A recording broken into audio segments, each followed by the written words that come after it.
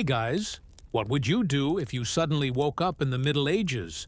No phone, no clean water, just cold mud floors and suspicious porridge. Could you actually survive? Or would you cry before breakfast? If that question got your attention, give this video a like and subscribe. Only if you're into uncomfortable time travel. Drop a comment with where you're watching from and what time it is. Now dim the lights, grab a blanket, and let's find out how long you'd last.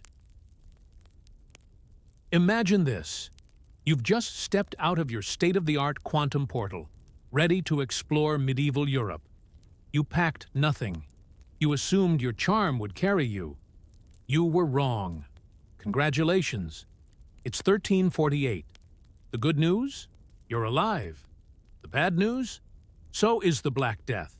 But don't worry, it hasn't hit this village yet. For now, your problem is more immediate. You're standing barefoot in a muddy road wearing your "I paused my podcast to be here" t-shirt. The villagers think you're either a wizard or deeply cursed. Maybe both. One child cries. A goat faints. You wave nervously. They don't wave back. Someone hurls a turnip. Welcome to the Middle Ages. And here's your first challenge. You have to make it to sundown without being arrested, stabbed, or dunked in a river for witchcraft. No pressure. You quickly realize that blending in is going to be harder than expected. You smell like citrus-scented shampoo and aluminum-free deodorant. That alone is enough to cause suspicion. You also keep saying, "no worries," which, to a medieval peasant, sounds like a spell or perhaps a minor curse. Language barrier? Check. Hygiene shock? Check. Complete failure to understand local etiquette? Oh, absolutely. Let's talk about clothing, or rather, your lack thereof. Because in medieval terms, you're basically naked. You're not wearing wool. You're not layered. You're not even itchy. And worst of all, you're not covered in a thick, glorious film of grime and lard-based medieval sunscreen. Historical curiosity pill, peasants often went weeks, without washing their outer garments. Not because they were lazy, but because laundry involved dragging your clothes to a river and slamming them against a rock while frostbite gnawed at your knuckles. And the grime? It helped. Like natural Gore-Tex. Disgusting? Yes. Effective? Also yes. Now, let's address the olfactory nightmare. You, time traveler, modern human, smell too clean, like soap and capitalism. Meanwhile, everyone around you smells like a symphony of fermented dairy, wet straw, damp wool, and medieval anxiety. The stench isn't just cultural, it's functional. Smelling bad meant survival. It meant warmth. It meant bacteria, maybe, but also insulation. You? You're a walking, soap-slicked red flag. Moving on. It's time to find shelter. You approach what looks like a tavern. It isn't. It's a one-room hovel where 6 people and an emotionally unstable pig all sleep on the same straw mat. You knock. A door opens. Someone spits. You back away.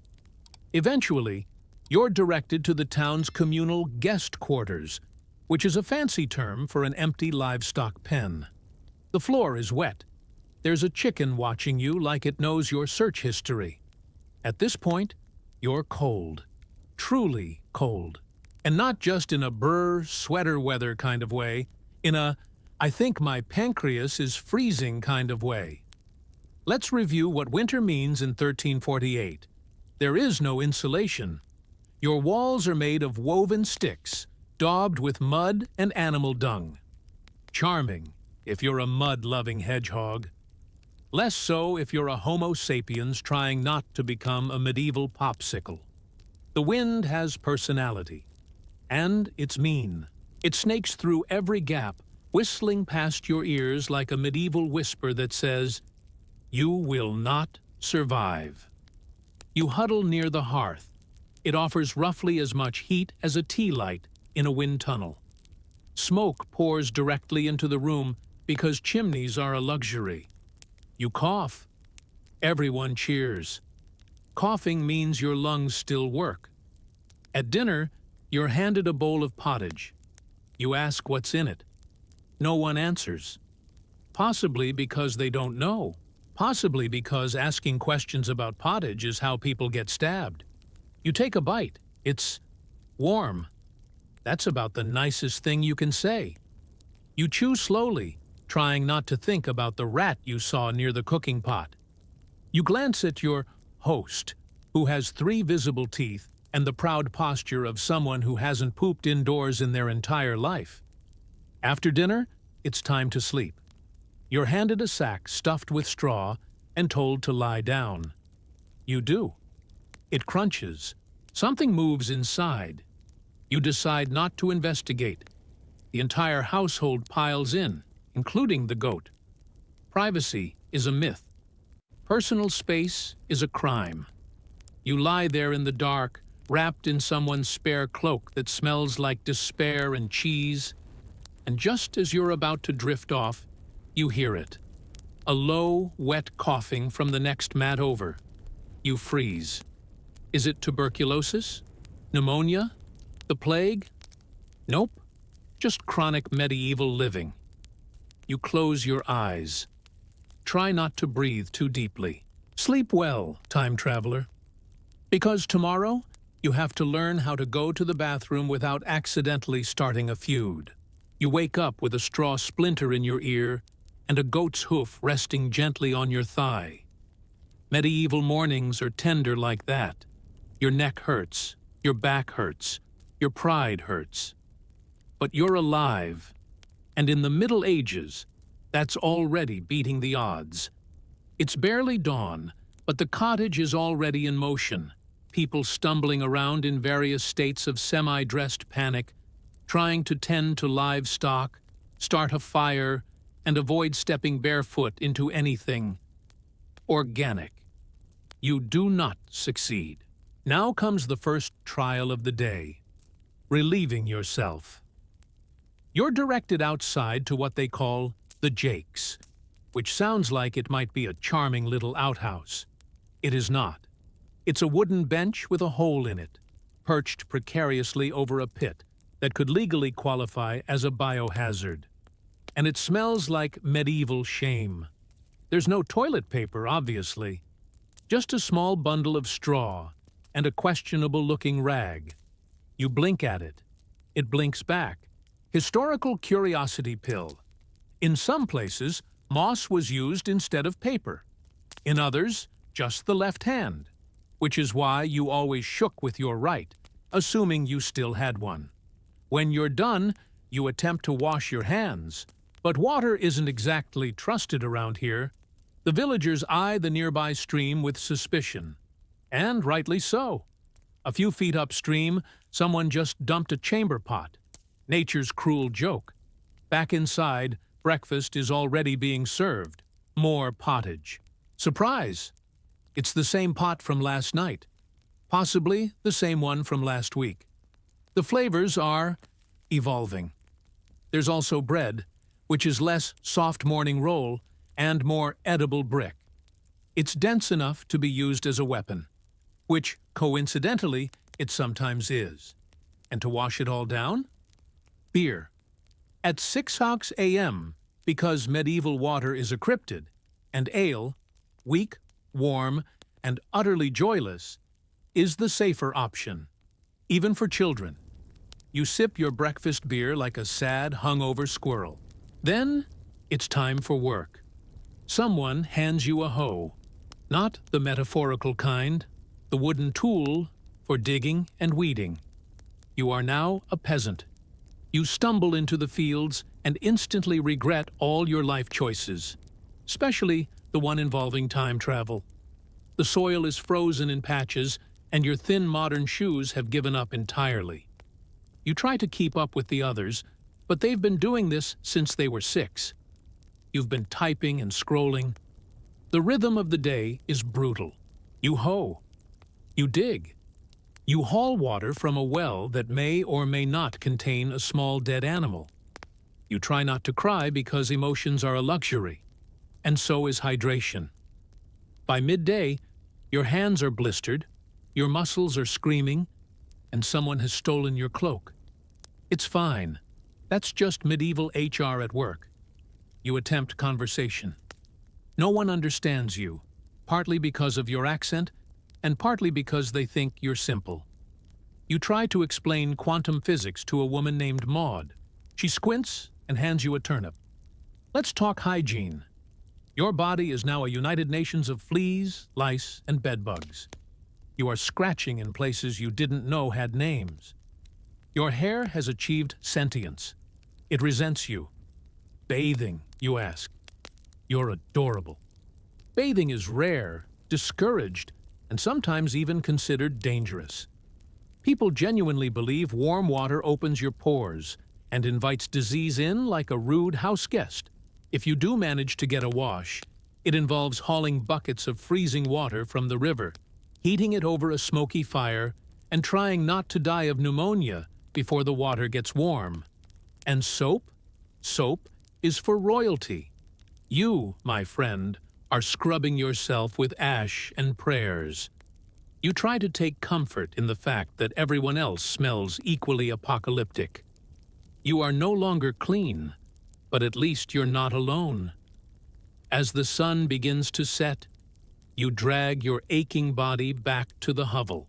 Dinner is, surprise again, pottage, starring another turnip and what may have once been a pigeon.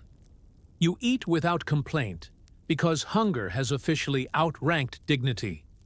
Around the fire, people tell stories. Gossip, warnings, ominous mutterings about a fever spreading in the next village. Someone sneezes. Everyone stares. You inch farther from the fire, just in case. As the hearth flickers lower, it's time for sleep. Once again, you are pressed between family members, livestock, and a pile of cloaks that haven't seen daylight in weeks. The goat snores. A child kicks you in the shin. Someone coughs again, wet and awful. And yet, there's a strange comfort in it. You're learning. Not thriving, exactly, but adapting. You haven't been burned as a witch. Yet, you close your eyes, breathing shallowly through your nose as the straw mat creaks beneath you, and the cold nudges its way under your borrowed cloak. Just one more night. Tomorrow, you learn what counts as medicine in this delightful era, and how many leeches it takes to cure a bad dream. Sleep tight, traveler. You wake up coughing. Not a polite little modern sniffle. We're talking a full-body, medieval lung, wheeze-through-the-soul cough. Congratulations, you've officially caught something. Possibly from the straw mattress. Possibly from the man next to you who spent the night muttering to St. Rumbold. Possibly from the goat. Hard to say. But now you have to navigate a medieval morning with the immune system of a 21st century civilian who once panicked over a mild cold and Googled symptoms until convinced you were dying. You try to explain to your host that you might be coming down with something. They nod sympathetically and offer you a bowl of tepid onion beer and a string of garlic to wear around your neck. Apparently, it's medicine. Which brings us to today's grand theme, healthcare. You're unwell. But don't panic. They know what to do. The village healer is sent for. You expect a kindly woman with herbs and a soft voice. Instead, you get Old Tom. Old Tom is about 70, which makes him a living legend, and he greets you by poking your tongue with a suspiciously blackened stick. He smells like mildew and something gently rotting. He nods gravely. Your humors, he declares, are out of balance. You have no idea what this means, but everyone else nods like that explains your cough, your headache, and the general sensation of being gently chewed on by fate. Historical curiosity pill. Medieval medicine was based on the four humors: blood, phlegm, yellow bile, and black bile. Any illness caused by too much or too little of one. You were essentially a walking soup that needed rebalancing. Old Tom decides your cure is bloodletting. You laugh. No one else does. A few moments later, you find yourself seated on a stool while Tom produces what is essentially a rusty butter knife. You try to protest, but your medieval vocabulary is limited to things like turnip and thank you. Neither helps here. Tom slices a neat line in your arm. Blood dribbles into a bowl made from what may once have been a skull. Everyone watches. You grow faint. This, apparently, is progress. To boost the effect, you are also given a syrup made from honey, crushed beetles, and what Tom assures you is blessed moss. It tastes like betrayal. You choke it down. You're also instructed to avoid overexcitement, strong winds, bad smells, and women of loose morals. At this point, you'd rather just be dead. By afternoon, you're allowed to rest, but not indoors. Fresh air is crucial, so you sit outside, wrapped in a goat-scented cloak, watching a child chase a chicken into a mud puddle, wondering how your time machine ever got certified for public use. Eventually, you ask if there's any sort of actual doctor. They nod. There's the barber. Yes, the barber. Same man who trims beards, extracts teeth, and performs minor surgery using instruments that look like props from a torture museum. He even has a spinning pole outside his shop, red and white, to show off the blood and bandages of his previous patients. He offers to relieve your congestion with a small hammer and something called a trepan. You decline. Instead, you're sent back to the cottage with a sack of warming herbs and another cup of herbal beer that tastes like old cabbage having an identity crisis. Dinner is the same bubbling pottage from yesterday. You're not sure if it's still safe, but at this point, who's judging? Your immune system has left the building. Still, you're starting to understand something vital. No one expects to feel good. Wellness is for saints and children. Adults simply endure. Pain is normal. Illness is routine. Death is close, always close. They don't fear it like you do. They expect it. Plan for it. Joke about it, even. When the priest visits to check on you, he doesn't offer hope. He offers confession, just in case.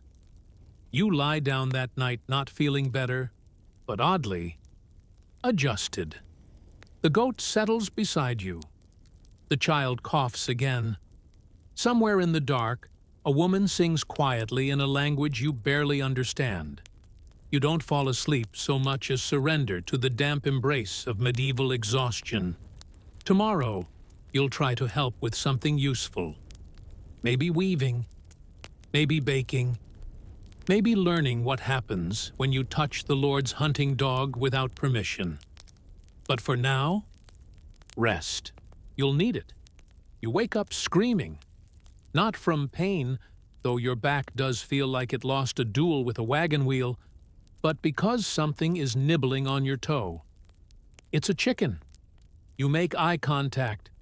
The chicken does not blink. Another day in paradise. The cottage is already in chaos. Someone's yelling about a missing shoe, someone else is loudly feeding a pig indoors, and your host's grandmother is arguing with a loaf of bread. You assume it's the same one from last week? The bread, not the grandmother. But today, you're determined to be useful. You're going to contribute, to work, to blend in. You volunteer to help with the daily chores, a term that here means manual labor designed to slowly transform your spine into a question mark. Your first assignment, hauling water from the well. Seems simple, right? Wrong. The well is a quarter-mile away. The bucket is wooden, heavy, and filled with water that's only mostly clean, assuming your standards are based on drinking directly from a swamp. You carry it back proudly, spilling 60% on your already questionable shoes. Everyone claps, sarcastically. You're then handed a basket of damp laundry and told to beat it against a stone until it stops insulting you. Or maybe that's just how you interpreted it. Either way, you're now knee-deep in a river, scrubbing a linen tunic that smells like it died in a previous century. The water is glacial. Your fingers go numb. A fish stares at you with pity. You push through. Because the alternative is going back to bed with that chicken. By midday, your chores escalate to bread making. This seems promising, a wholesome domestic task. You're given coarse barley flour, a wooden spoon, and strict instructions not to summon any spirits this time. Apparently, your last attempt was suspiciously round. You mix, knead, sweat, and eventually produce something vaguely edible. It's not soft, it's not warm, it may not even be bread, but it doesn't break when dropped, and in medieval standards, that's basically a Michelin star. Now comes the social test, interacting with villagers. They're warming up to you, or at least tolerating your presence. One of them even offers you a boiled onion in what you think is a gesture of friendship. You accept it with the enthusiasm of someone who has not eaten a fresh vegetable in days. Then someone mentions, "The Lord is visiting the village this afternoon." Ah, yes, the Lord, the feudal landowner, the man who controls everything, the fields, the taxes, the people, the laws, and the right to have you publicly flogged for walking on the wrong side of the mud path. You're told to be on your best behavior. This means stand still, keep your mouth shut, do not look directly at him, and for heaven's sake, stop wearing that strange soft tunic with no lacing. It screams witch or foreign spy. So you borrow a proper woolen cloak, which is just a blanket with a hole cut in it, and try to look humble. The Lord arrives on horseback, surrounded by guards and enough banners to smother a cow. He doesn't get off the horse. He doesn't even look at the crowd. He just announces new taxes, demands 3 more pigs, and rides off into the mud like a damp medieval Batman. The villagers grumble, but only after he's out of earshot. You say something modern like, "We should rise up." Everyone turns. One man crosses himself, a child runs away, the goat poops in protest. You've accidentally committed treason. Historical curiosity pill. Speaking against your lord in the 14th century could get you fined, imprisoned, or, if you were particularly unlucky, introduced to something called the pillory, where people threw spoiled vegetables and, occasionally, rocks at your face. Your host covers for you with an awkward laugh and a quick prayer. You nod, smile, and make a solemn vow to never speak again. The evening passes with slightly more caution. You help sweep the dirt floor, a fascinating exercise in futility. Tuck straw into the wall cracks, and take your turn minding the hearth. As the fire crackles and the cottage settles into sleep, someone plays a single haunting note on a wooden flute. It's shockingly beautiful. You forget, for just a moment, that you're a modern person in the wrong century. You forget the cough in your lungs, the grime on your skin, and the chicken currently sharing your bedroll. You just listen. And for one peaceful, smoky hour, time bends a little. You might not belong here, but you're surviving. Tomorrow, the priest will ask questions about you, your language, your oddly clean teeth. And things might get inquisitive. Sleep carefully. You wake up with rope around your wrists. Not tight, just gently symbolic. The medieval way of saying, "We're not completely sure you're a heretic, but we're preparing for the possibility." Chief, remember yesterday's accidental treason? Or the suspiciously circular bread you baked? Or your habit of looking people in the eye when you speak? Well, the local priest has noticed. And medieval priests, while often kind-hearted, are also trained to detect threats to the soul, the social order, and anything that smells like science. So this morning, you're not going to the fields. You're going to church court. Now, don't panic. This isn't quite the full Inquisition.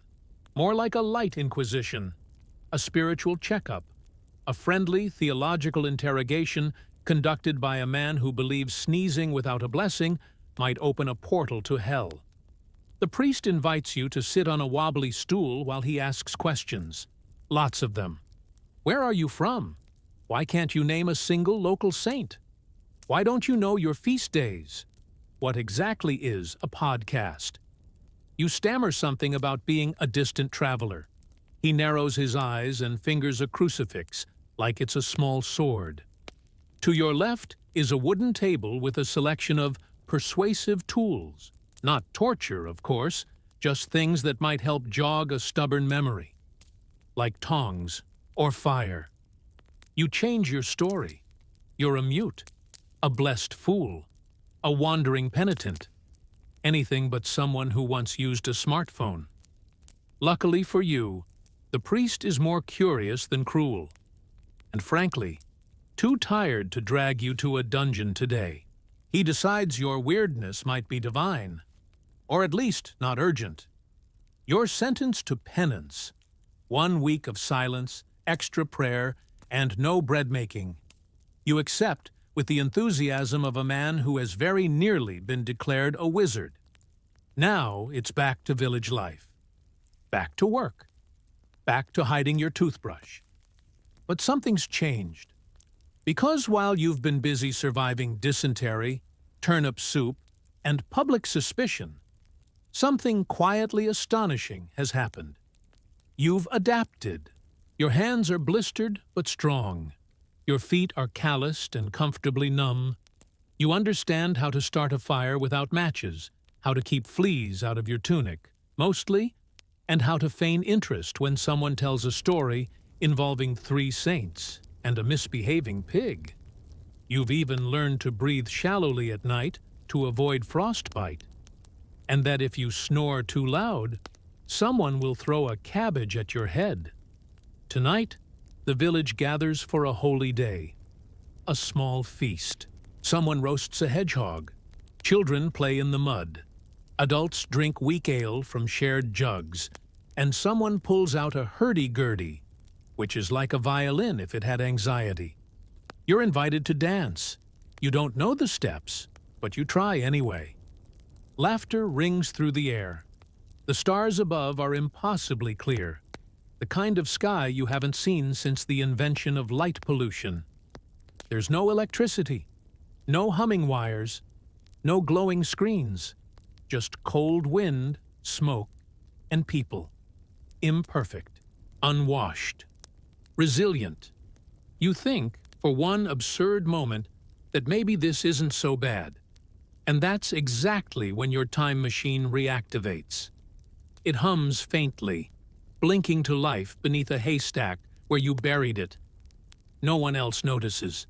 They're too busy singing off-key and arguing about whose goat kicked whom. You approach it slowly, fingers trembling, mud on your boots, soot on your face, one last look over your shoulder. You could stay, you think. Then you remember, no medicine, no plumbing, no deodorant, and absolutely no understanding of what a germ is. You press the button. With a quiet pop, you vanish. Back to the 21st century, back to clean water and soft pillows and the sacred ritual of microwave popcorn. You collapse onto your couch. Shake off the dirt. Let your spine resume its natural shape. And yet, later that night, wrapped in fleece and surrounded by LED lights, you reach for your phone and hesitate because for a flicker of a moment, you miss the stars. Not enough to go back, of course. You're not insane, but enough to understand, just a little, how they made it through it all. With smoke in their lungs, mud on their hands, and a fierce, grim joy that said, "We're still here." And that, dear traveler, is why you wouldn't last a day in the Middle Ages. But somehow, they did. Sleep well. And if you hear a goat tonight, don't open the door. You're not ready. The second history is how a time traveler might accidentally be burned as a witch. Imagine tripping over a chicken and accidentally getting sentenced to burn at the stake. That's the sort of week you're having. And it all started with a wristwatch. She landed face first in the 14th century. Not metaphorically. Literally. One moment she was fiddling with the dials on her experimental time travel device, which looked suspiciously like a toaster wearing jewelry, and the next, whump, she was lying in the dirt of what might generously be called a village square. Actually, square is giving it too much credit. It was more of a muddy intersection where pigs mingled freely with barefoot children, and the local gossip monger doubled as mayor, baker, and part-time witch detector. Welcome to 1347. Now, if you ever find yourself hurled into medieval Europe, here's your first survival tip. Do not sit up holding a glowing metal object while muttering, "This isn't right." It turns out, this combination checks every single box on the medieval suspicion of witchcraft bingo card. The villagers gathered quickly, as they always did when something vaguely interesting happened, like a cow giving birth to twins, or Brother Aldrich sneezing more than 3 times in a row. And here, in the center of it all, was a woman wearing pants, blinking under a plastic visor, and surrounded by flashing LED lights. Ah, yes. Burn her. Now, let's slow down for a second. Take a deep breath. Through your nose. Open-mouthed inhaling in medieval towns is reserved for the brave and the immune-compromised. You're surrounded by the scent of wood smoke, compost, wet wool, and something that might be cheese, but could also be livestock trauma. Back to our traveler. Her name is Claire. She was supposed to be a history professor on sabbatical. Somewhere between, "I'll run one last diagnostic," and "What could go wrong?" She found herself standing in front of a thatched tavern called Ye Dragon's Bladder, holding a Fitbit that now doubled as an inquisitorial target. A man with 4 teeth and 1 eyebrow stepped forward. His name was Osbert, and he was the village miller/exorcist. Osbert didn't like anything he couldn't hit with a stick or explain with the word demons. Claire, unfortunately, qualified as both. "Be she summoned from the pit?" Osbert croaked, pointing at her glowing wrist. "She bears the devil's sundial." Someone gasped. A goat fainted. Claire, still kneeling in the mud, tried the universal gesture for peace. She held up her hands and smiled. This did not help. You see, smiling in the 14th century, particularly if you had all your teeth, was deeply unsettling. The average villager had teeth like old gravestones, jagged, scattered, and vaguely haunted. Claire's white, orthodontically aligned grin was basically proof of infernal pact. And then she spoke. "Wait, this isn't my lab. Where's the equipment?" she mumbled. To Osbert and his increasingly hostile circle of onlookers, it sounded like an incantation. Or possibly French. Either way, dangerous. Now, here's a quick historical curiosity pill for you. Medieval Europe was not fond of foreign languages. Speaking anything that didn't sound like heavily gargled English often led to one of 3 reactions: suspicion, violence, or someone offering you cabbage. Claire got 2 out of 3 within minutes. By the time she was dragged, gently, but with the enthusiasm of a mob harvesting potatoes, to the wooden stocks by the well, Claire had realized 3 things. 1, she'd arrived in England. 2, she wasn't getting cell reception. 3, the man currently sniffing her ankle thought she was an elf. Let's pause again, because it's worth understanding just how easy it was to be labeled a witch. Did you own a cat? Witch. Know how to swim? Witch. Did your neighbor's crops fail after you sneezed near them? Congratulations! You just earned a VIP ticket to trial by drowning. Claire, bless her 21st century heart, tried reasoning. I'm from the future, she said, to which Osbert replied, Is that near Wales? They debated this for about 6 seconds before someone shouted, Devil's harlot! And the rest decided that was probably the correct conclusion. The local priest was summoned, Father Wilhelm, who wore the same robe every day and smelled of righteous mildew. He squinted at Claire, poked her smart watch with the blunt end of a crucifix, and proclaimed, This device doth hum with Satan's burps. It wasn't going well. Still, no one wanted to act too quickly. You never knew. She might be a saint instead. Or a particularly advanced French spy. Best to wait until sunrise, pray a lot, and see if anything caught fire spontaneously. So they locked her in a chicken coop and waited. Claire sat in the straw, wondering if she'd be able to charge her device off the communal fire pit, and mentally composing a TED Talk titled How Not to Greet Medieval Villagers While Holding Glowing Electronics. Outside, the mob celebrated their discovery with a meal of suspicious stew and barely alcoholic ale. Inside, Claire curled her knees to her chest and wondered how her entire academic career had led to being threatened by a man in a burlap tunic who thought thunder was personal. But something strange was happening in the village, something Claire hadn't noticed yet. The children weren't afraid of her. In fact, one little girl with soot-streaked cheeks and an oversized bonnet had crept close to the chicken coop and whispered, Can you make stars in your hand again? Claire hesitated, then held out the digital watch. The LED pulsed red once. The little girl gasped. And that, dear listener, is the moment everything started to go very, very wrong. The rooster crowed, which was odd, because it was already mid-morning, and that particular rooster had been dead for 3 months. But no one dared mention that. In this village, ghosts were considered part of the municipal infrastructure, much like the well or the compost pile that doubled as a political gathering place.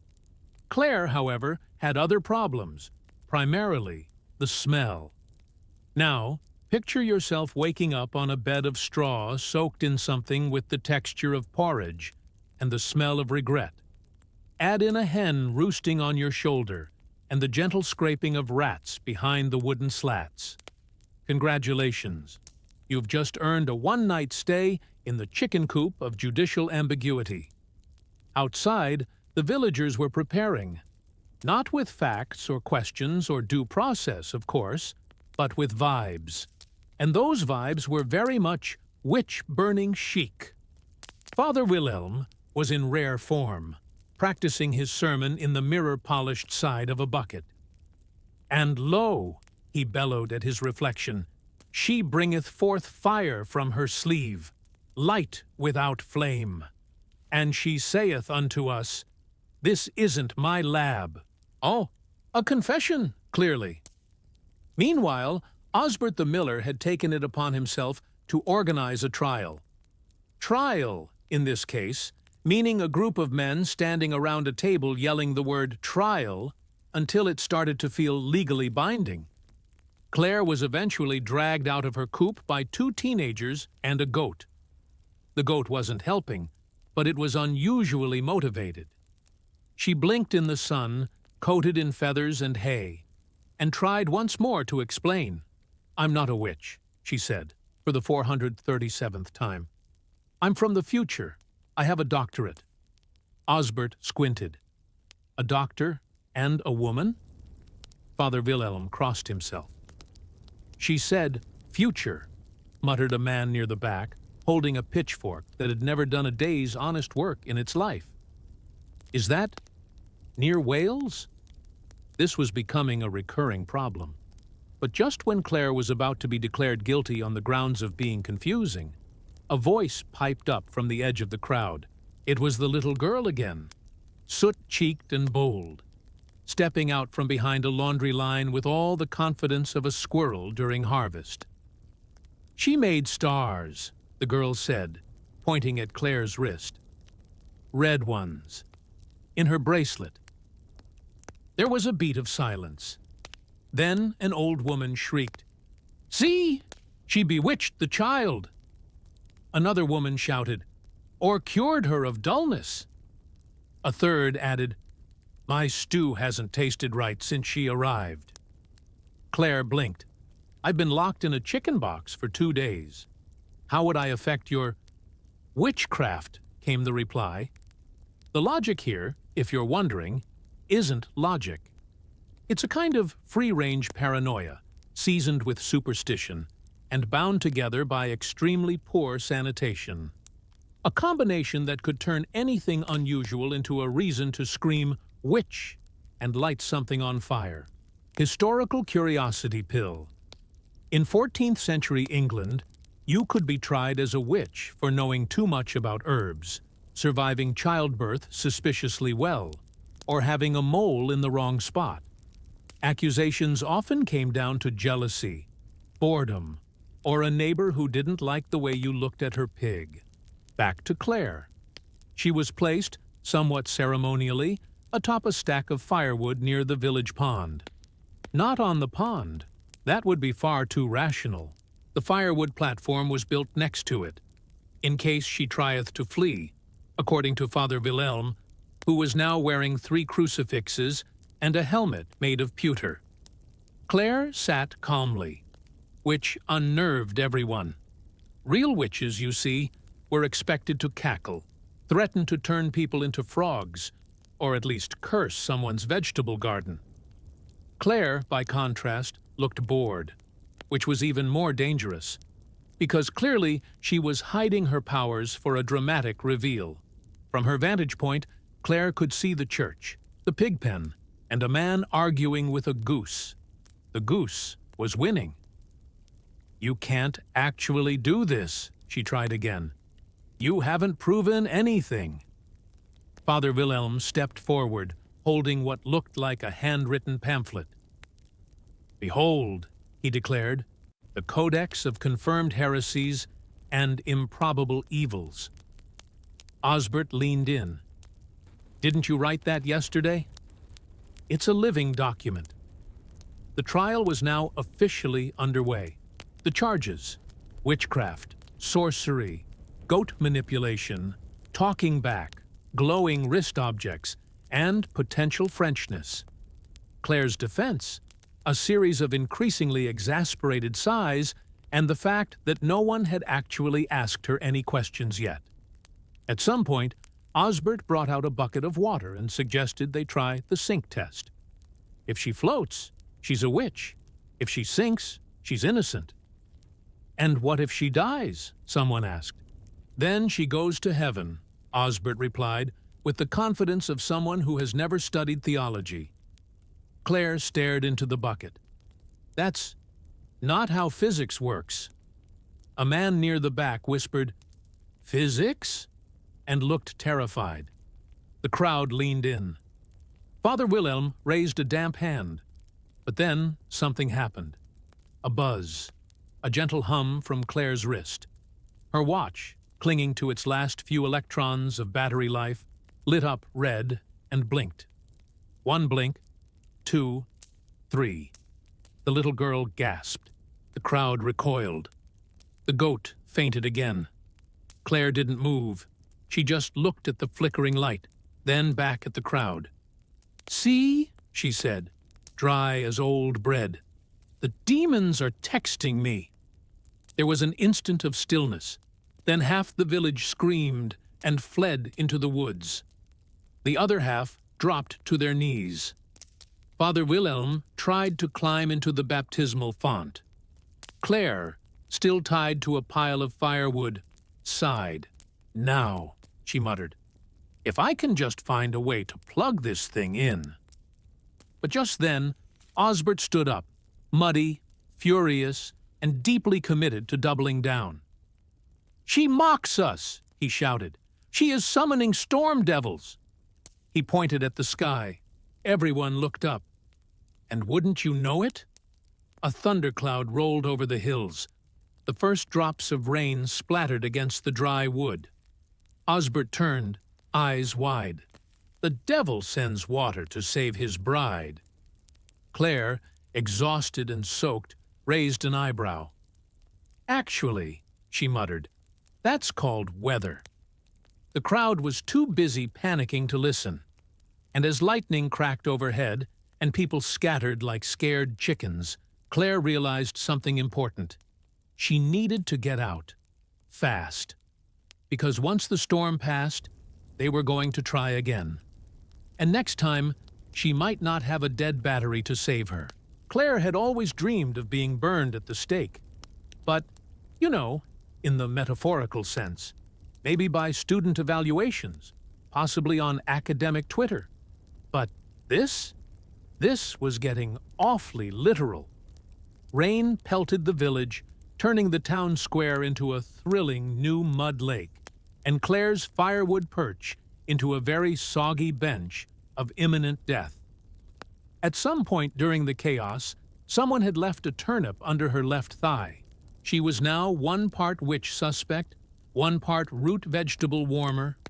By morning, the storm had passed. But sadly, so had most of the common sense in town. Osbert re-emerged from hiding behind a goat shed, sopping wet and positively buzzing with self-righteous indignation. "The witch summoned the flood," he declared, water dribbling from his nostrils like divine punctuation. "My hens are traumatized." Father Wilhelm appeared not long after, clutching a bundle of smoldering herbs and wearing what could only be described as a very enthusiastic hat. "This time," he muttered grimly, "we consult the Book of Lesser Cursings."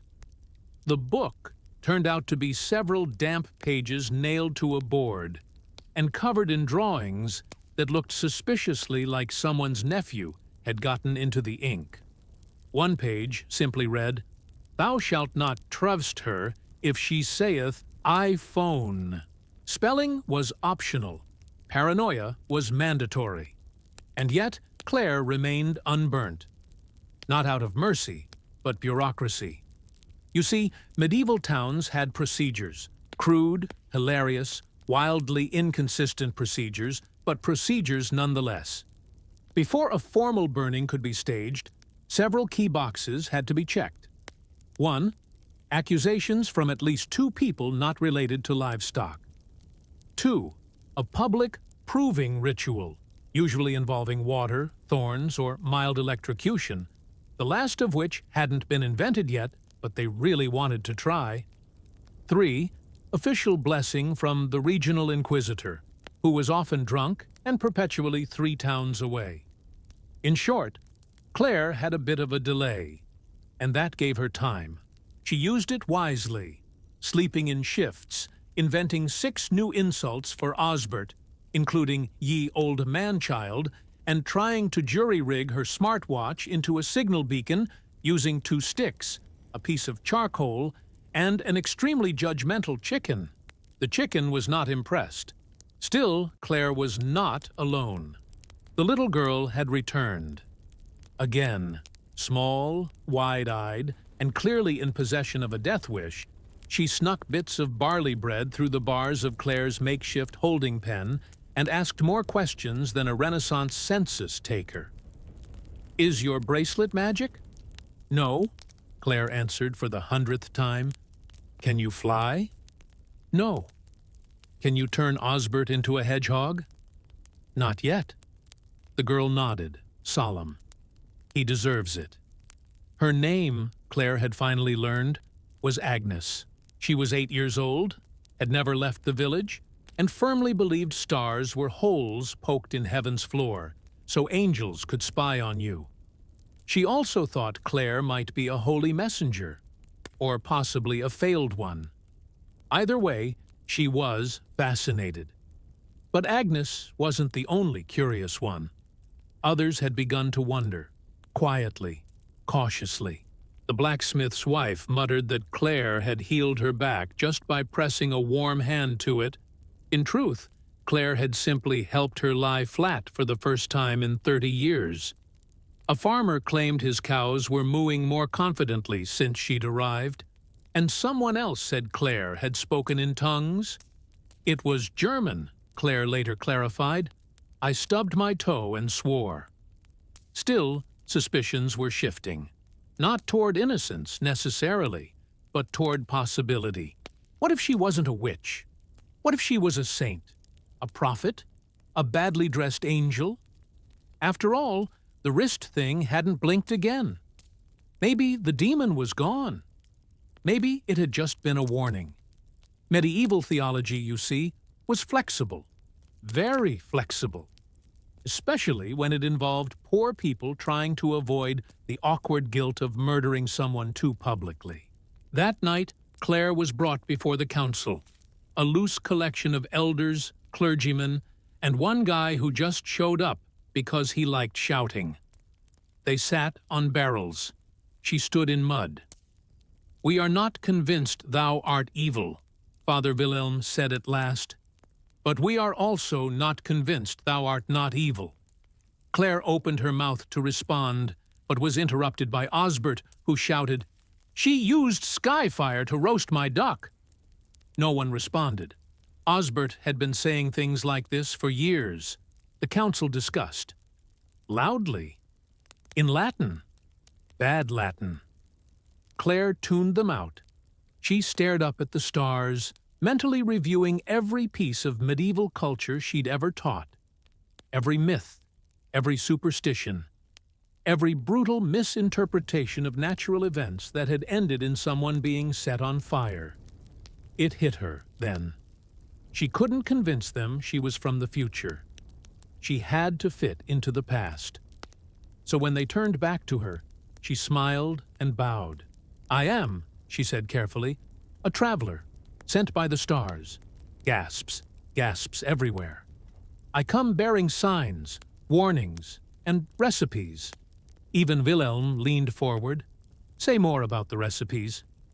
I bring news, she continued, of plagues yet to come, storms, machines, of the day when women ride metal beasts and men speak to one another through invisible threads. It was nonsense. It was barely coherent. It was perfect. The council stared at her, then at each other, then at the sky. And finally, Wilhelm stood. She speaks in visions, he announced. She is not a witch. Claire's knees nearly gave out.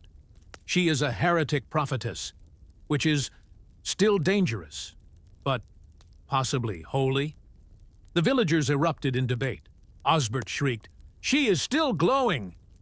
The chicken next to him promptly pecked his ankle. Father Wilhelm rubbed his temple. Let us sleep on it. Tomorrow we'll decide if she's to be honored or burned.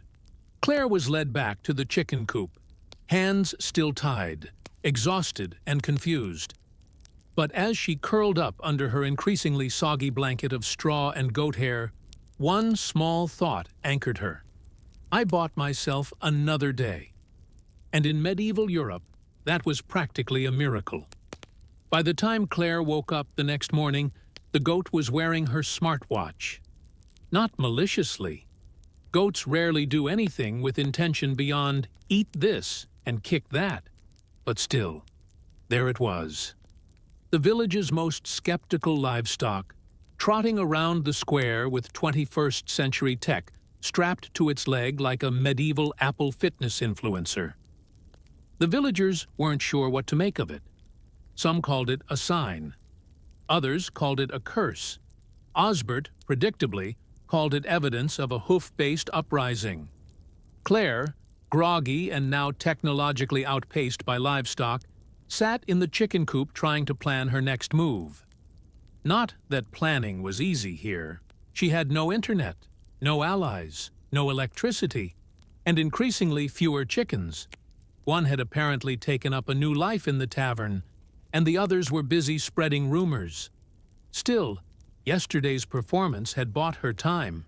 Time to think, to observe, and to discover a deeply unfortunate truth. The Inquisitor was coming. Father Wilhelm delivered the news during breakfast, a generous term for damp bread and a turnip you're meant to just sort of believe in. He shuffled up with a sheepish look and said, "Inquisitor Thurston should arrive by sunset. Do try not to glow in front of him." Claire blinked. "You summoned an Inquisitor?" "I did no such thing," he said quickly. "Osbert did. Sent a pigeon last week. Claimed the devil was haunting our dirt." Claire sighed.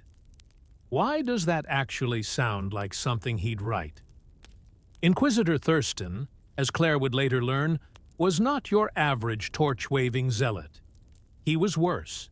He was efficient, trained in Paris, dressed in what appeared to be a leather apron of existential dread. The kind of man who filed reports on divine possession and cross-referenced demonic sightings by region. In other words, Claire had until sundown to either escape, disappear, or invent a new religion and rise through the ranks fast enough to excommunicate him. She chose escape. Mostly because inventing a religion in one afternoon seemed messy. But escaping from a medieval village is harder than you'd think. For one thing, there were no roads, just suggestion paths made of mud and the disappointed footsteps of the perpetually cold. And Claire was still technically under arrest. Also, someone had nailed one of her boots to the wall of the tavern as a curiosity. So she did what all desperate women in history have done when faced with impossible odds and one slightly intelligent child. She formed a conspiracy. "Agnes," she whispered through the coop slats, "I need a distraction." Agnes grinned. "Involving frogs?" "Yes." By midday, the village was in chaos. Frogs leapt from every bucket. Chickens refused to return to their coops. A man claimed his wife had turned into a cloud of bees. She hadn't. She'd just locked herself in the bread cellar and was throwing flour at him. Claire slipped out in the confusion. She'd fashioned a rough cloak from burlap and stolen curtain ties, giving her the general aesthetic of a hay bale trying to be inconspicuous. She didn't get far, because halfway across the village green, she met Inquisitor Thurston. He arrived early, tall, hooded, with the kind of slow, measured walk that says, "I've definitely burned someone this week, and I'm not in a hurry." He looked at Claire, then at the goat, still wearing her smartwatch, then back at Claire. "You are the accused," he said flatly.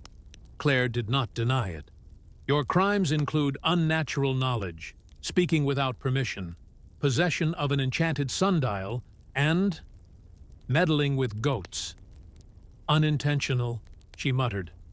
Thurston narrowed his eyes. "We will test you. You shall be pricked." "Excuse me?" He pulled out a long, cruel-looking needle. "Witches do not bleed from the devil's mark." Claire blinked. "You're going to poke me and see if I leak properly? That's the test?" "Yes." She took a breath. "Okay. You win. I'm a witch." The entire crowd, which had somehow materialized silently around them, gasped. Thurston paused.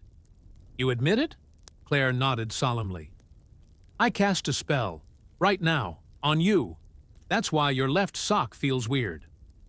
Thurston blinked. Several villagers looked at their own feet. And unless I'm set free, Claire continued, I shall unleash a plague of mild inconveniences across this land. Uneven chair legs, missing buttons, bread that is almost stale. Osbert shrieked and fell over. Thurston, to his credit, barely flinched.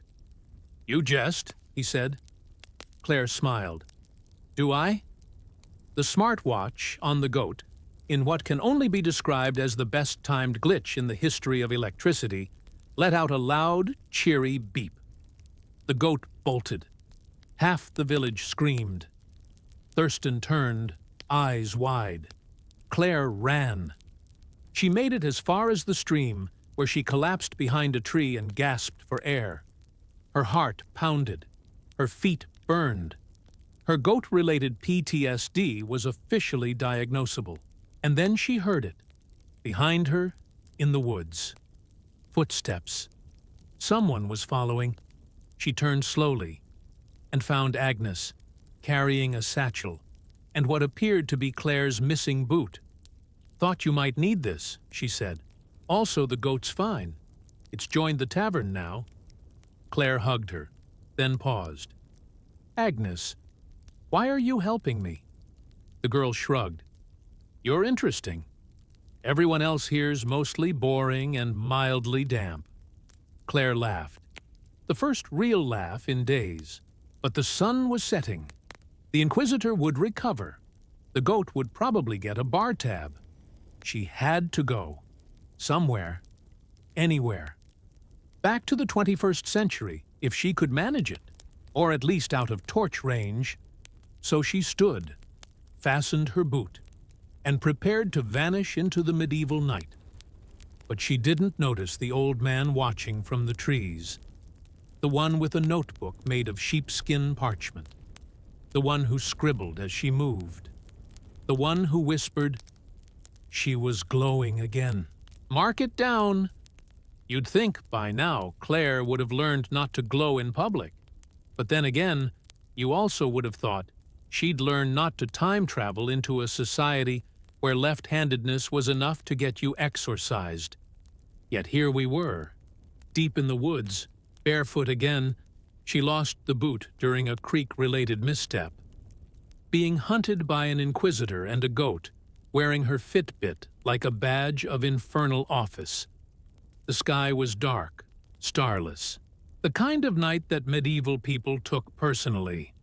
And somewhere behind her, Thurston the Inquisitor was sniffing out sin with the persistence of a debt collector and the emotional warmth of wet slate. Claire, cold, damp, and powered entirely by adrenaline and spite, trudged through the underbrush, searching for anything vaguely resembling shelter or an electrical outlet. She had neither. What she had was a burlap cloak, a satchel full of regrets, and a child-sized conspirator whose idea of a compass was, the moss is squishier this way. Agnes, unfazed, scampered ahead like a feral optimism goblin. This way, the old ruins, she chirped. They say the monks who lived there all exploded. Very spiritual. Claire had no better options. The ruins were real, barely. A collapsed chapel, half a wall, and a collection of ominously positioned rocks that someone had once insisted was a sacred calendar, but more likely were just the results of a very bored cow. They hid beneath the broken archway, breath visible in the icy air, huddled together with nothing but a broken lantern and a piece of very stale bread that Agnes swore was edible if you suck on it long enough. Claire stared at the stars, tried to think, tried not to shiver. Then her smartwatch blinked, just once. A weak red pulse, barely there, and then a second blink. She fumbled for it. The display lit briefly. Searching for beacon. Her throat caught. The device wasn't dead. It was scanning. Hope, that infuriating biological glitch, crept in. If she could boost the signal, amplify it, redirect it, she might still get home. If she could find a metal structure, or enough charge, or maybe trick the temporal matrix into. Agnes poked her. "You're glowing again." And behind them, footsteps, not rushed, not clumsy, deliberate. Inquisitor Thurston stepped from the shadows like a tax audit personified, cloaked, silent, with that exact expression that says, "I've already decided you're guilty, but I'm going to pretend to be open-minded about it." Claire stood slowly. Agnes moved to shield her. Thurston raised a hand. "Child, step aside." Agnes did not. Claire placed a hand on her shoulder. "It's okay." Thurston approached, slowly, warily.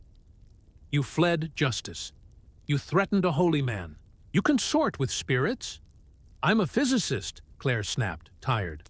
"Not a ghost, not a witch. Just a woman with bad luck and worse timing." "Blasphemy," he whispered. "No," she said. "Biology, technology, time." He drew something from beneath his cloak. A knife, old and curved. "You have 30 seconds to confess before we test you again." Agnes threw a rock. It missed, but it made a statement. Thurston advanced, and Claire did the only thing left to do. She held up her wrist and pressed every button at once. The device shrieked, a high, keening tone that cut through the air like a banshee with performance anxiety. The ruins glowed, the air shimmered, and for one brief, blinding moment, the forest around them erupted in light. Not firelight, not moonlight, something else. Something cold and clean and completely unacceptable by 14th century standards. Thurston fell back. The goats, somewhere in the distance, screamed. Agnes whispered, "You are an angel." Claire laughed, wild, breathless. "No, kid.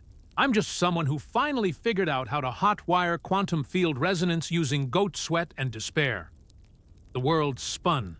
The watch vibrated. Claire felt herself lifted, pulled, unwound, unstuck. Agnes grabbed her hand. "Take me with you." "I can't," Claire shouted. "You've got a plague to survive, and an entire lifetime of disappointing porridge." And then the forest was gone. Silence. Claire woke in a hospital bed.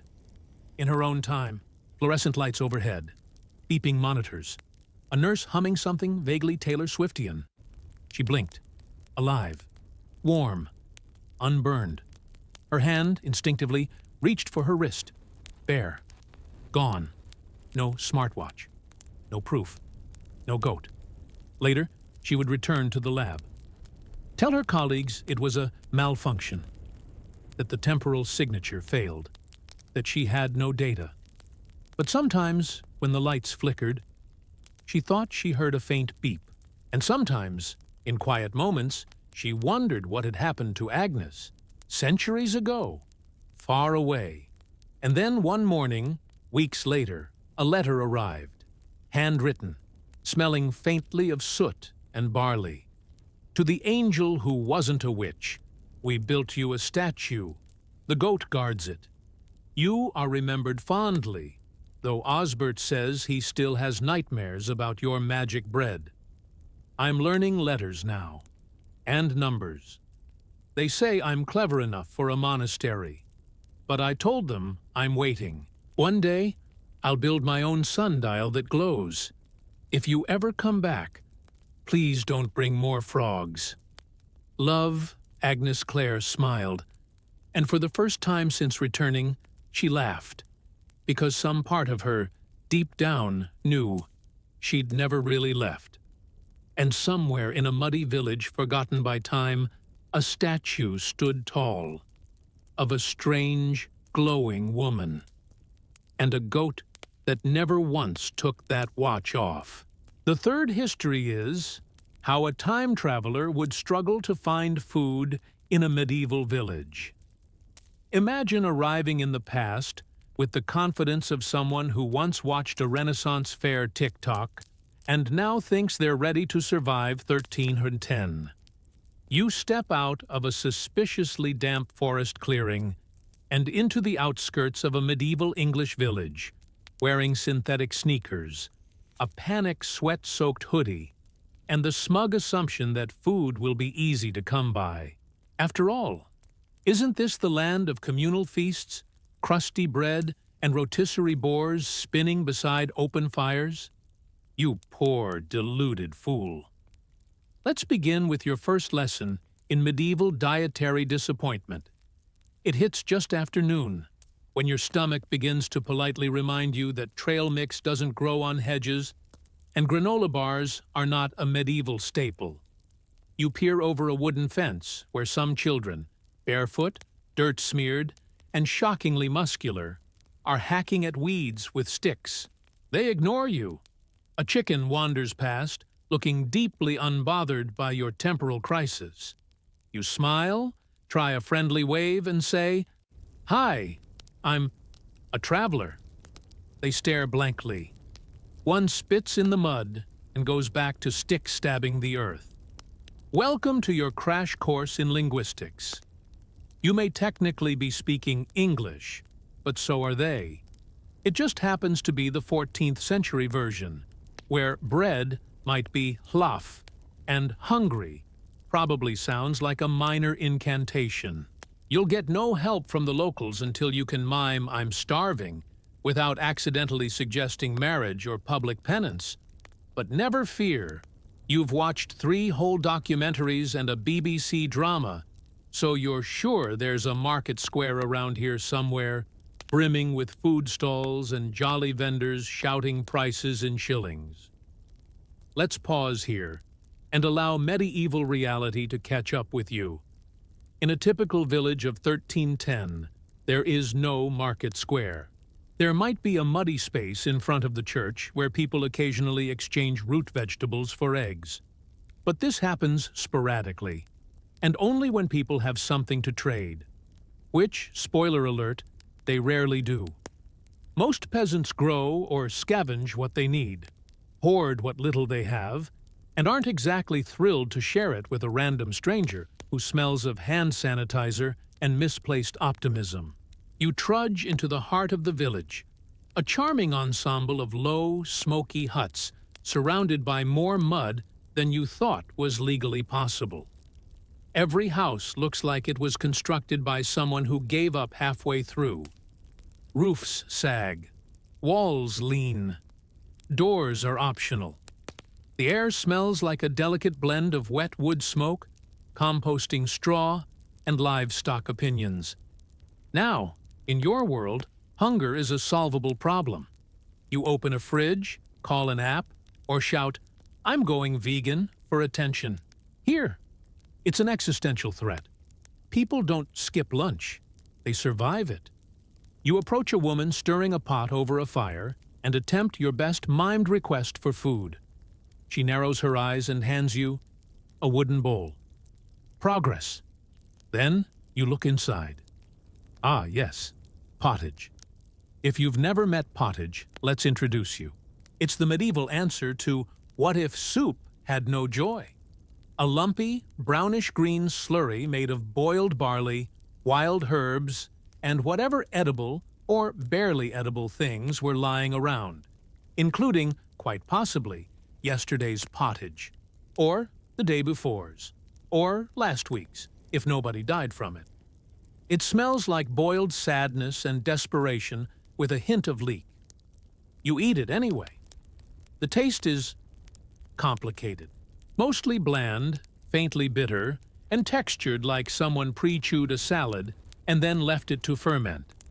Still, it's warm, and your stomach stops filing complaints. You thank her with a grateful nod. She frowns, then takes the bowl back and mutters something that sounds distressingly like a medieval curse. You hope it was a blessing. It probably wasn't. Later that evening, you see a man skinning a rabbit.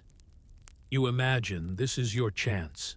Perhaps he'll offer you some meat, a small scrap, even a bone. You step closer, point hopefully at the carcass, and mime chewing. He points to your shoes and then holds up 2 fingers. Apparently, your sneakers are now currency. You hesitate. Your stomach growls. The rabbit sizzles. And so you learn a second lesson. In a society with no money, or none you have anyway, barter is king. And you, with no grain, no eggs, no firewood, no skills, and no reputation, are barterless, unless you count the smartphone in your pocket, which might have fetched a fortune, if anyone had any idea what it was. Currently, it's just a dead, glowing rectangle you keep checking out of habit. The only thing it's telling you is that you're not getting a signal, a sandwich, or salvation. The day ends with you sitting in a barn beside a suspiciously flat pig, chewing on a piece of black rye bread that someone tossed at you after mistaking your desperate gestures for entertainment. It's stale enough to chip enamel, but you gnaw it like it's victory. The stars begin to blink overhead. A distant dog howls. Your stomach has stopped grumbling, not because it's full, but because it's conserving energy for tomorrow's disaster. You curl up in a pile of hay, already planning how you'll find more food tomorrow. Maybe something more solid.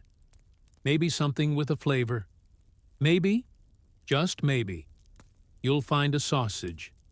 But then again, this is 1310, and sausages are a holiday miracle.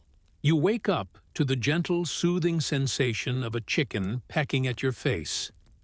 It's morning, which means the sun has barely risen. Your spine is considering a formal protest, and someone is already shouting about goats. You sit up in the hayloft, brush straw from your hair, and attempt to stretch. But your body has other plans. Your limbs crack like twigs in a hearth. Your back feels like it aged a decade overnight, and you're 97% certain you've developed medieval tetanus from the hay. But hey, you're still alive, and that's apparently good news around here. Now, if your stomach could speak, it would be saying, "Please feed me something that wasn't previously stored in a puddle." Yesterday's pottage barely qualified as caloric input, and the stale rye bread nearly broke your will to live and your jaw. You need real food, something solid, sustaining, and perhaps even seasoned. Cue laughter from the heavens. Today's mission is simple. Find a reliable food source, not just scraps, not just something pity flung at you by a peasant with questionable aim. No, today, you're hunting the Holy Grail, a meal with intention. You begin by investigating the village layout. It's less organized community and more accidental arrangement of huts, mud, and livestock with boundary issues. Sejum, there's a central lane, which is mostly just the least flooded path between 2 manure heaps, and a few small clusters of homes surrounded by kitchen gardens, all jealously guarded by fences made of old branches, thorn bushes, and passive-aggressive pigs. Your first brilliant idea: forage. You remember reading an article about edible plants. Surely, if peasants could identify nutritious greens in the woods, so can you, with your 21st century wisdom and total lack of botanical knowledge. You spot a patch of leafy greens and pluck a handful. A local child watches from behind a fence, eyes wide. He whispers something to his mother. She drops her spindle, runs over, and smacks the greens from your hand like you just picked up a live rat. "Hemlock," she hisses. Right.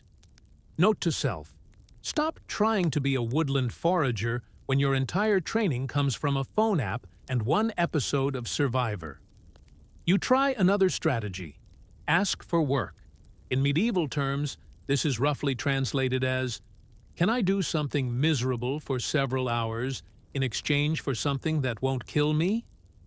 You mime sweeping, digging, and vaguely waving your arms at a fence. Eventually, someone hands you a shovel. This is a trap. You're instructed, with no further explanation, to assist in turning the compost pile behind the bakery. A noble task, if noble means hot, swarming, and suspiciously squelchy. Within minutes, you're covered in flies, regrets, and what may or may not be pig intestines. But after an hour of back-breaking, nostril-melting labor, the baker relents. You're paid in kind. One small, mostly edible crust of yesterday's oat loaf. It is divine. Slightly sour, speckled with grain, hard enough to be weaponized, but real bread. The kind that tastes like triumph. You savor it. It's gone in 12 seconds. Still starving, you wander toward the edge of the village, where you've heard rumors of a man who keeps bees. You imagine honey. Golden, sweet, nature's dessert. Bees, it turns out, do not care for you. Your attempt to get close to the hives, close, meaning 20 feet away, whispering encouraging things, ends with a swift, buzzing response. You flee the scene, slapping your own head, covered in mud, shame, and the mild sting of rejection. Later, you spot a woman sorting vegetables, glorious, lumpy root vegetables, carrots, leeks, something suspiciously beet-shaped. You make the international gesture for, "Please, I would love to eat that." She tilts her head. You offer your hoodie. Yes, your modern polyester hoodie. She accepts it with all the reverence of a sacred relic. You are now officially hoodieless.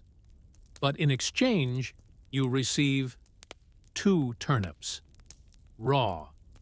That's it. That's the entire trade. One overpriced piece of outerwear for 2 dirt-caked tubers that taste like crunchy soil and disappointment. Still, beggars can't be choosers, especially when they've just bartered away their last layer of comfort. You gnaw a turnip slowly. You lie to yourself about the taste. You pretend it's fine. It isn't. The rest of the day is spent watching villagers barter, haggle, and hoard like squirrels preparing for doomsday. No one eats for pleasure. They eat because survival doesn't negotiate. Food is fuel. Unflavored, unsalted, and entirely unamused. And meat? Meat is a rare spectacle. A privilege reserved for saints' days, weddings, or livestock that died of totally natural causes. Please don't ask questions. You do see a roasted duck at one point, in the window of the Reeves house. It's glistening, perfumed, taunting. You consider stealing it for 0.7 seconds, until you remember. In this era, food theft gets you maimed. The sun finally dips behind the tree line. A neighbor, the same woman who smacked the hemlock from your hand, takes pity on your shivering form. She offers you a place by her hearth. You sit, grateful, as her children chase each other around a sack of dried onions. Dinner is served. Pottage again. Slightly less gray this time. You can even identify a parsnip. You take your portion, lean against the warm wall, and sigh. Not because you're satisfied, but because you're not actively hallucinating from hunger anymore. A win is a win. And tomorrow? Tomorrow, you hear rumors of a feast day. You don't know whose saint it is, but you are absolutely planning to crash the celebration. You may be hungry, but you're not stupid. You're going where the food is, even if you have to smile through another turnip stew. You've never felt so optimistic about a feast in your life. Not Thanksgiving. Not your cousin's wedding with the unlimited breadsticks. Not even that one time you discovered the hotel buffet was included in your room. No, today is different. Today is a saint's day. And in the world of 1310, that means food. Real food. Communal food. Possibly food with flavor. Of course, you're still not entirely sure which saint you're celebrating. Saint Wybald of Blantyre? Saint Cucuphatus, the slightly confused? Does it matter? He's bringing food, and that's all you care about. You wake up early, because the roosters never stop, and make your way toward the village green, where the preparations are already underway.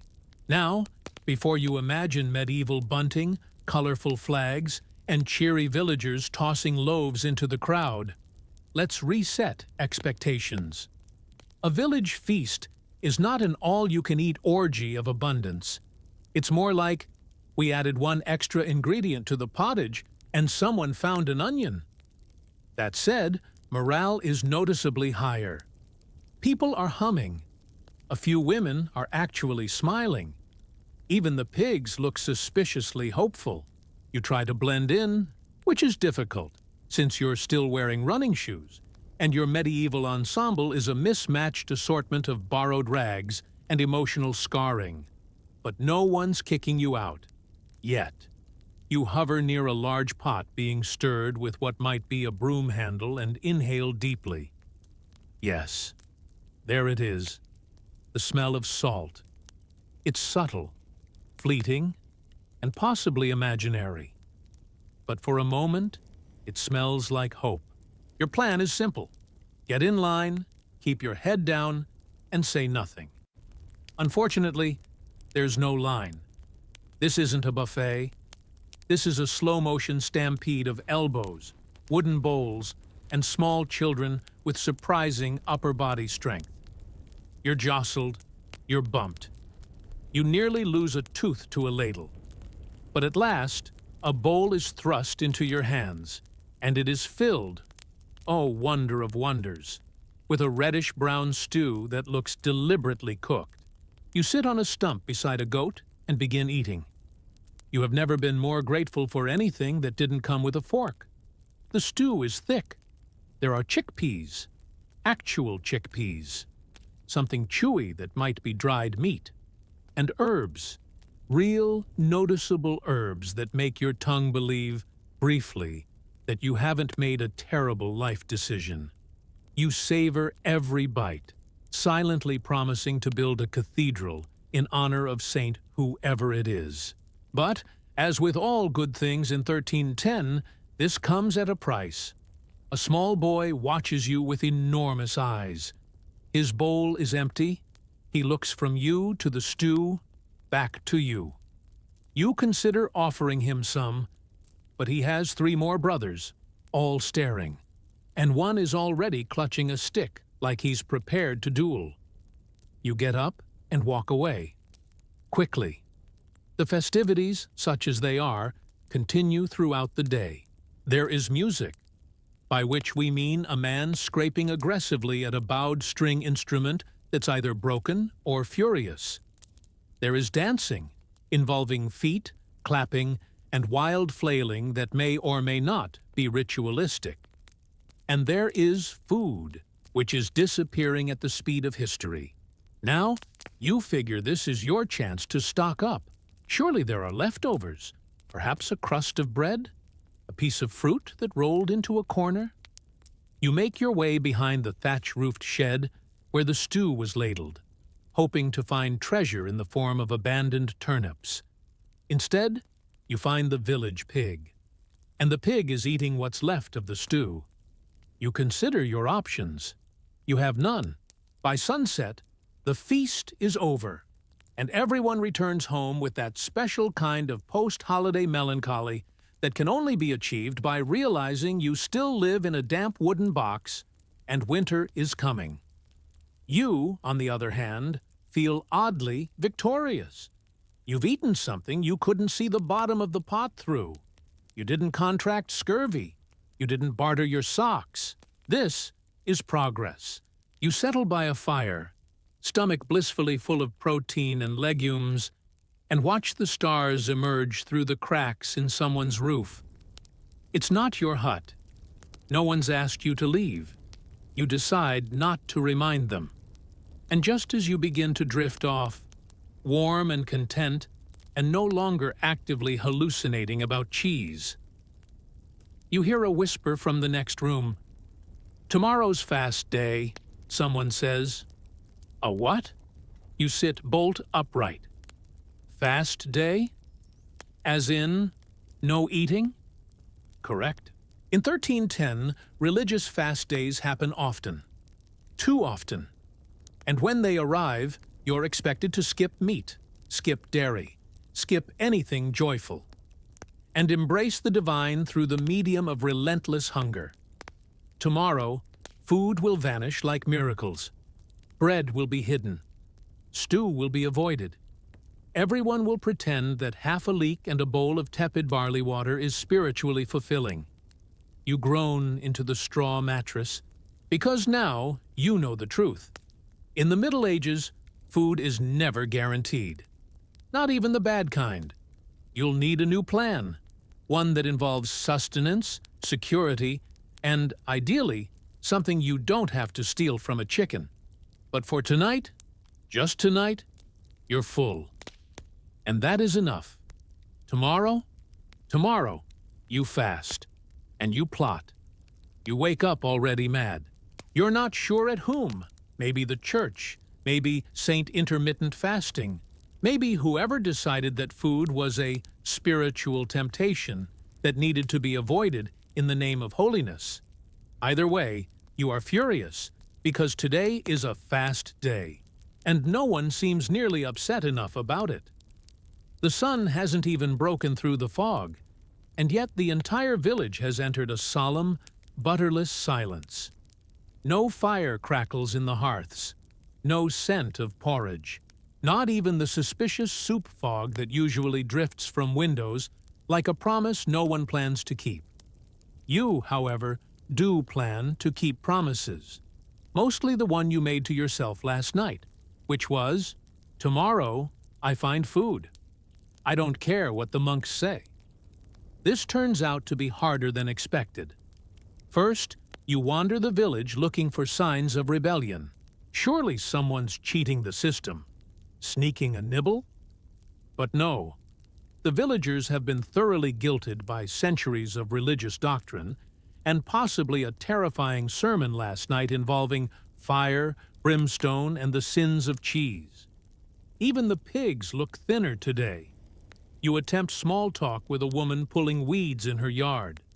She responds with a polite nod and a firm grip on her wooden cross. You offer to help, hoping weed pulling might earn a radish or two. You may share in the grace of our sacrifice, she says. Translation, you can starve with us. Fine. You leave the village. You're a time traveler after all. You're adaptable. You're clever. You're only mildly dehydrated and currently chewing the inside of your mouth for nutrients. So you do what any desperate modern human would do in this situation. You try to steal a fish. It starts with the river. It's cold, shallow, and filled with rocks.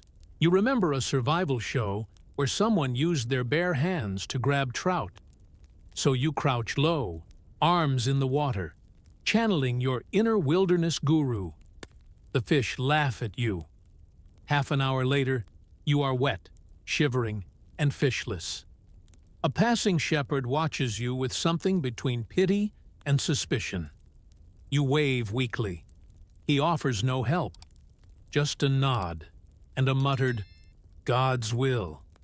You consider throwing a rock at him. You do not. You try berries next, anything remotely edible. You do find some. They look like the kind of berries that inspire fairy tales about sudden death. You don't eat them. Eventually, you stumble back toward the village, defeated when you hear a whisper. Psst. You spin. It's a child. Possibly 12. Possibly 40. Medieval ages are a blur. He's got a smirk and a hunk of something clutched in a cloth. He opens it just enough to let you see. Cheese. Cheese. Glorious, forbidden cheese. He looks over his shoulder. From the Reeves cellar, he whispers, as if confessing to a murder. You gasp like he just offered you a ride home and a Big Mac. "I'll trade," he says. You check your inventory, a smooth rock, one shoelace, and what remains of your dignity. You offer him the rock.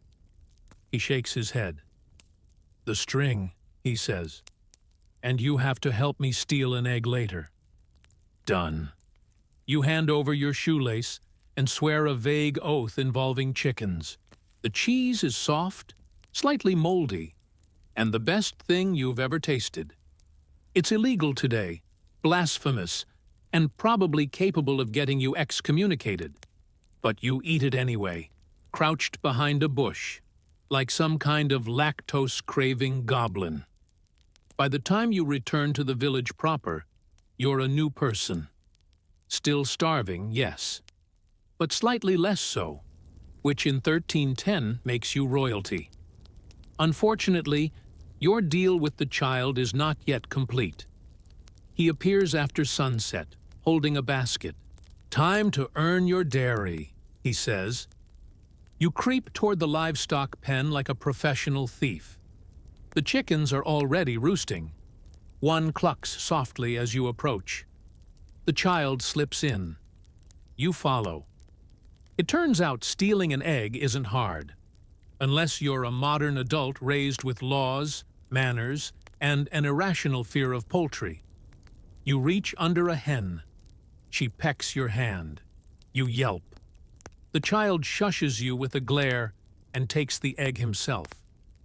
You're bad at this, he says. I'm from out of town, you whisper. He squints at you. Like, the next village? Sure, you lie. Much farther, actually. You part ways as quietly as you came and return to the barn to find your bed, a pile of straw now slightly damp and possibly cursed. You curl into it, proud of your crime. And just as sleep begins to drift over you like a smothering wool blanket, you hear a voice nearby.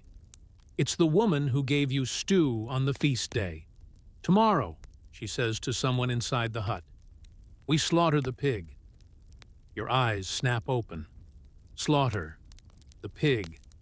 You breathe through your nose, slowly, carefully. You don't want to look excited, or suspicious, or like a time traveler who has never successfully cut meat off a living thing. But you're going to be there. You will volunteer.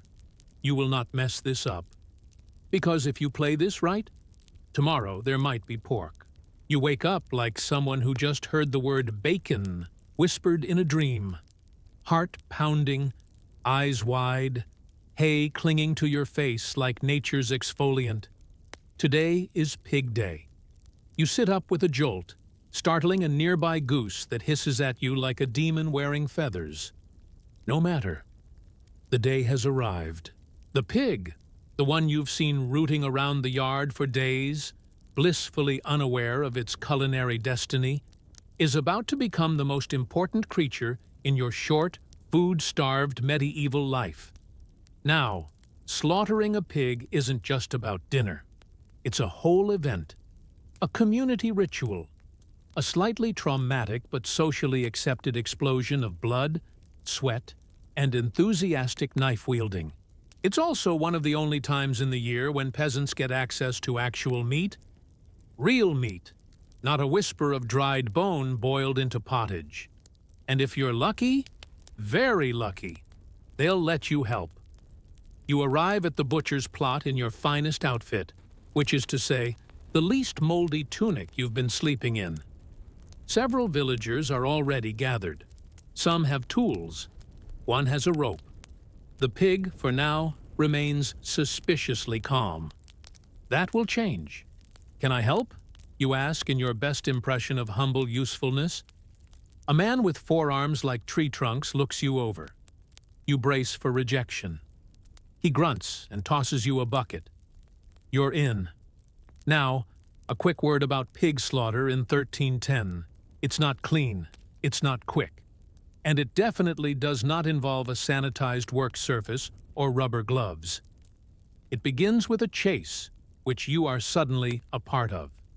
The pig, now aware that it is the main character, bolts. You follow. You run. You dodge children, chickens, and a cart that appears to have no driver. You trip. The bucket flies. The pig is finally cornered, squealing its disagreement with the day's agenda. The butcher steps in. There is a knife. You look away. Then you don't, because part of you feels like you have to witness this, if only to earn the coming meal. It's over in seconds. The pig is bled into your bucket, which you now realize was never meant for carrying meat, but for catching what comes before it. You nod solemnly. Try not to gag. Pretend to understand the spiritual gravity of the moment. Someone murmurs a prayer in Latin. Then comes the cleaning, the boiling of water, the scraping of bristles, the butchering, which is a masterclass in medieval efficiency. Every part of the pig is used. The head is boiled, the fat rendered, the blood mixed with oats for sausage. Even the stomach becomes a container for something that definitely doesn't need a stomach. And what do you get, dear time traveler, for your noble contribution? A piece of crackling. It is hot, crisp, and possibly the single greatest thing you've ever tasted. You burn your fingers grabbing it. You burn your tongue eating it. You don't care. You chew slowly, reverently, as if this small strip of roasted pig skin is a holy relic. Later, you're invited, perhaps more out of pity than respect, to join the evening meal. A true feast this time. Pork stew, slices of salted fatback, a loaf of bread with butter, and a mug of small ale passed around like treasure. You eat until your stomach protests. Then you eat a bit more. For once, no one stares at you like you're an alien. No one questions your strange accent or weird shoes. You're just another soot-covered villager with grease on your chin and a look of glazed satisfaction. And as you sit there, the fire crackling, laughter rising, dogs circling for scraps, and the smell of smoked meat curling into your very soul, you start to wonder something odd. Not how to get home, but whether you even want to. Because in this tiny, muddy village with no electricity, no sanitation, and absolutely no avocado toast, you've finally found a place where you belong, where meals are hard-earned, stories are told in the glow of firelight, and a stolen egg is worth more than gold. Tomorrow will be lean again. The stew will return. The bread will go stale. Hunger will knock, as it always does. But tonight? Tonight, you are warm. You are full. And for the first time since arriving in 1310, you are not alone.